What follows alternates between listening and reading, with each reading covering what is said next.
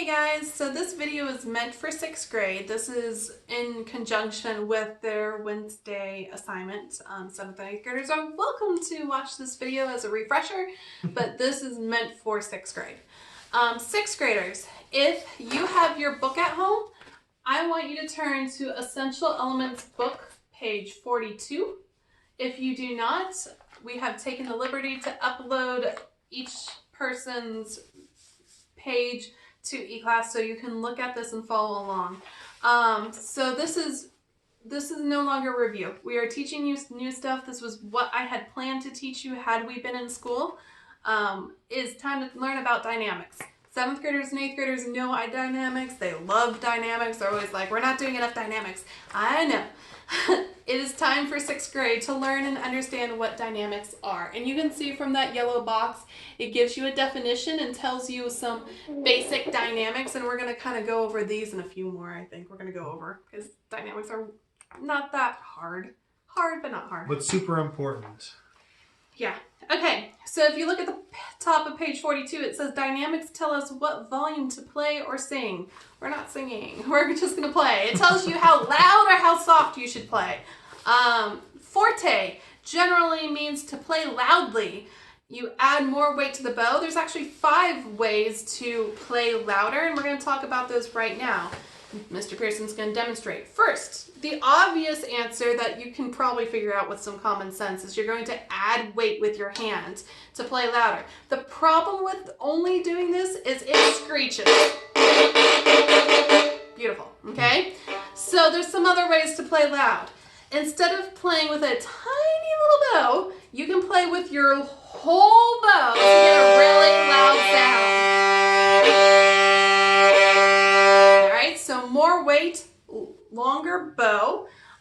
Playing closer to the bridge. So putting your bow pretty close to the bridge, not on top of it, because that gives you a Monticello sound. Monticello. Whatever. Monticello sound. But pretty close to the bridge gives you a louder sound. So lots of bow. Lots of arm weight closer to the bridge. Then using a fast bow. That gives you a louder sound, and I'm missing one more. Making sure that the bow isn't tilted. It's tilted right up and Hair down. is flat. Okay, get it as flat as can be. Make sure your bow is parallel to your bridge. It's straight. Playing closer to the lower half of the bow gives you a louder sound. So all of those gives you a really loud sound. If you do all 5 of those, go ahead, Mr. Pearson. This is actually what we call fortissimo. Okay? We're going past forte. Forte is your typical talking outside voice. Can you just do forte? Now if we want to get louder, we're going to add an EC at the end of the word. So fortissimo. And then fortissimo. That's really loud. Go back to forte.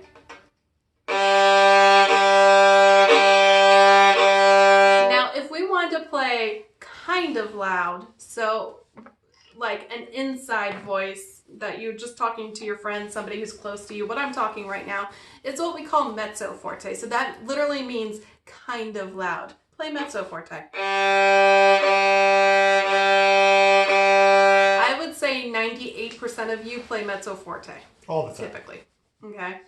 Now let's talk about piano. Piano means to play softly. You remove weight from the bow. You would play closer to the fingerboard. You're going to use a slow, smaller bow. Typically. And with each of these, depending on the piece you're playing and depending on the mood you're trying to give, you may do like a couple of these, but not the other ones. There's all variation in this. So usually smaller bow, less weight, closer to the fingerboard, slower bow. Side of the hair. Yes, less and hair. Tilting the bow. So for violins and violas, you're going to tilt the stick away from you. For cellos and basses, you're going to tilt the stick towards you. The easiest way to remember this is if you're tilting the stick towards the board, yeah, that works, then you're doing it correctly. Okay, so play pianissimo, really soft. Yeah, and he's using quite a bit of bow. If he was playing really fast notes, what would you do? Play fast. Look how tiny that bow is. Okay? Now play loud fast notes. So, by the fingerboard, slow bow, small bow. We usually play in the upper half because this is easier to play piano in. Less weight, tilt the bow towards the scroll. Okay? So that's pianissimo, then play... No, you just played pianissimo. Yes. Play pianissimo. Okay, play piano.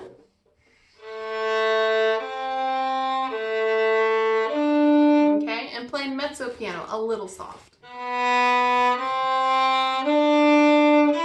Yeah, my friends who are on the shyer side tend to play mezzo piano.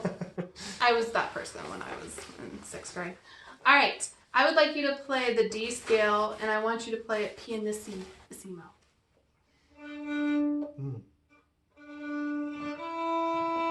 Upper half the bow, close to the fingerboard. His bow is tilted. He's using barely any weight. He's using little bitty bows.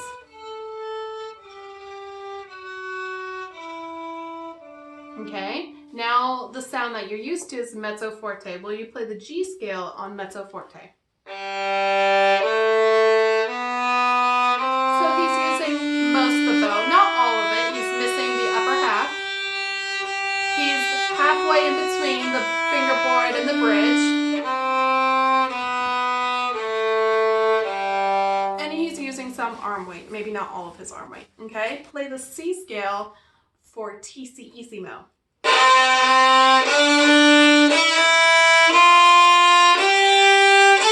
is bow, fast bow, lots of arm weight, flat hair towards the bridge. Okay? Alright, so the video is at 7 minutes, so I think we are going to stop there. We also have crescendos and decrescendos to talk about. If you want something to practice, 182 has a whole bunch of notes that have different dynamics on it. Can you play it for us, Mr. Pearson? Indeed. Notice the first note is piano.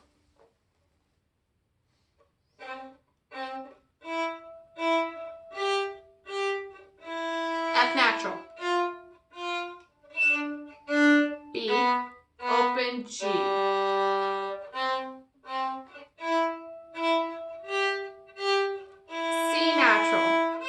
F sharp, G, loud. Back to piano, F natural.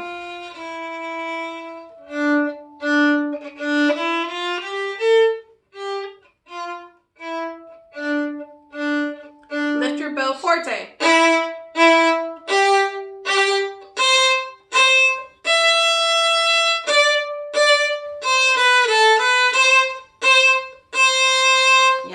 Surprise Symphony by Haydn. Hopefully you recognize it. If you don't, go watch Little Einsteins.